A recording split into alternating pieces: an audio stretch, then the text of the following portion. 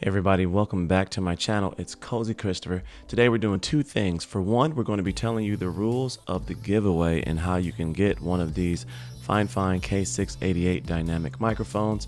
And we're going to be doing the full testing and review of the Fifine K688 dynamic XLR and USB-C microphone, this guy right here.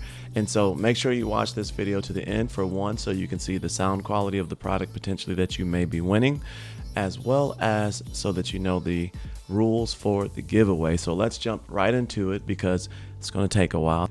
All right, so the Amplitank K688 is packaged really nicely. On the outside, you can see here the package contents, what comes inside the box, as well as a few specs on the front and side there. One quick swipe of the knife and we are in. And then inside of the box, you're going to see your manual or quick start guide right away. Underneath that is your 5/8 to 3/8 adapter for different boom arms, as well as a USB-A to USB-C cable. This is in case you want to use it USB mode.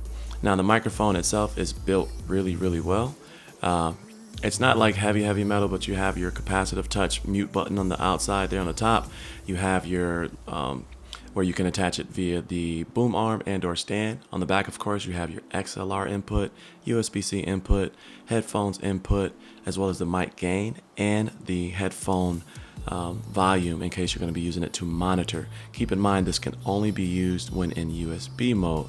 Now you have the actual capsule itself, and as you can see, the capsule is fairly close to the end there, and so your plosives, you don't want to really speak at this directly on the end. You kind of want to give it like a 45-degree angle at about 4 to 6 inches because of where the capsule sits.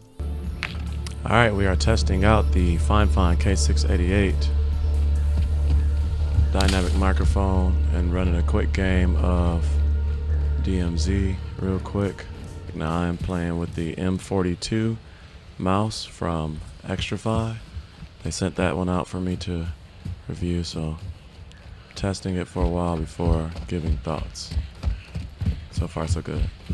Now this time of day usually the game is pretty busy, so I would expect a lot of people to be on here, so I don't expect to last very long by myself. So I could try to hit the train and get out real quick and see. I was a human, so they must be pretty busy right now. Nothing over there, nothing in there to find.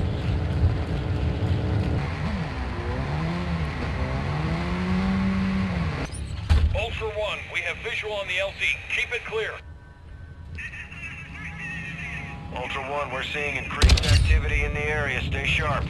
So, we got in and we got out. We didn't die, kept our gun, left the DMZ, searched some houses, drove some cars, got out alive. Okay, so the first sound test we're going to test is we're going to test it against itself. Because there is multiple connections here, so you have the USB-C at the top as well as the XLR connection on the bottom. You can see right here in OBS that even though I'm speaking to the exact same microphone, that I'm getting a different sound signature. Now, of course, I have this limited to -2 decibels, so that way it doesn't go into like crazy peaking.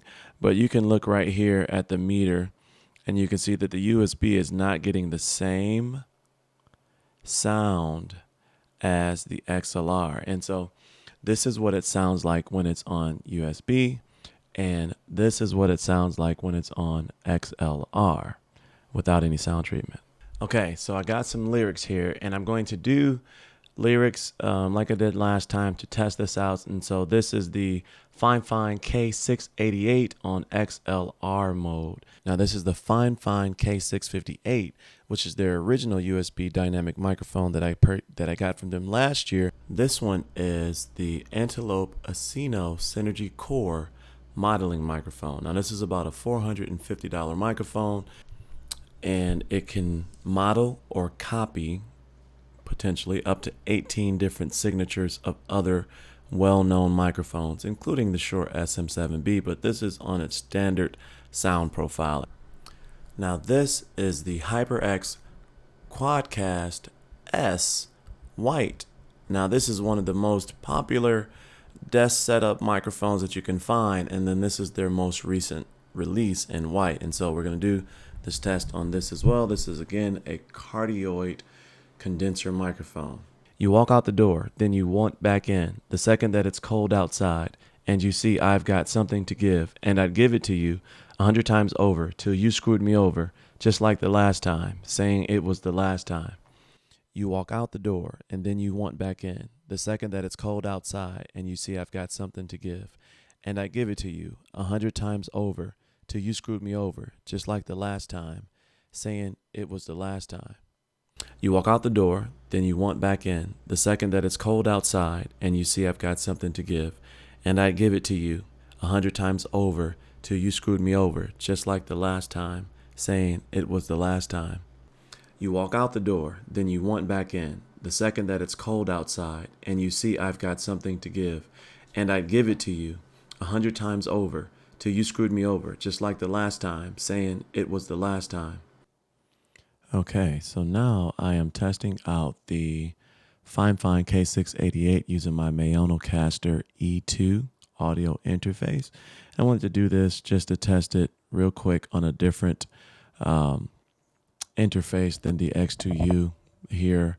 I wanted to use this one to see if I formed any different opinions on the sound before giving my final thoughts. So here is the Mayonocaster E2 audio interface connected to the Fifine K688 dynamic XLR microphone. In regards to the sound of the sound test, the K688 had a lot of low end compared to the others. Now, that's normal within a dynamic microphone, but it had even more than the K658, which is their USB version. Now, I'm not opposed to that sound, but what I will say is that for me, the low end was very, very high, very, very heavy. And so I had to tweak the gain knobs to get to a spot that was, that to my liking, if you will. With the USB version, the K658, I kind of just put it at like 1/5 and leave it there. I don't touch it. I don't have to worry about it. But with the XLR, there's a lot more sound or audio data here. And so there's more that you can do with this K688 because of that. And because of that, I think I'm tending to lean more towards the K658 from the sound standpoint, because I'm a very simple person when it comes to audio. I don't like editing, adding to the high and tweaking the mid and adding bass to the low and de-essing and denoising. I don't like doing all of those things, and I also don't like using software. I really enjoy just plug and play. I want you to hear my voice as it is natural and legible and as clear as possible. And so that's why I like the K658. Now, you can get the same thing on this one with the USB version. It's a little bit lighter than the K658, meaning it's not as low end as the K658, so it's even lighter than that. But you could easily fix that by adding bass on post, which again is kind of up to you if you like doing those type of things. So it sounded really good. The K658, I think, out of the box is more balanced because it has less low end. And so you don't have to tweak it at all. You kind of just play it and you get your natural voice, or at least my natural voice. And now that will always vary depending on the person. So I don't want you to make a decision based on my personal opinion. My technical opinion is that there's more information here that you can play with for the XLR. Now, as far as the two condenser microphones that I tested, the higher end one, the Antelope Asino Synergy Core, is a really great microphone. It's super, super sensitive. The mic on that one is so sensitive. That's why I use it for like all of my headphone reviews and things like that, because you can pick up the headphone audio without distorting. And so the same thing with the Quadcast S by HyperX. That's like your standard gaming microphone. It's one of the most purchased microphones out there. But from a grand scheme of things for a microphone overall, it's a fairly inexpensive microphone at $129, although that is expensive for the average gamer and consumer and things like that. In the world of audio and microphones, that is an extremely inexpensive microphone, which is why this microphone and the K658 at even lower marks than that one are such an amazing purchase, because they sound so good and they give you so much different features. And so let's get to the giveaway. So the giveaway, there's 5 total points that you can earn. First, you have to be subscribed, in order to join the giveaway. The sound lyrics that I use for the voice, for the voice comparison, if you can tell me the name of the artist, that's 1 point. The name of the song, that's 2 points.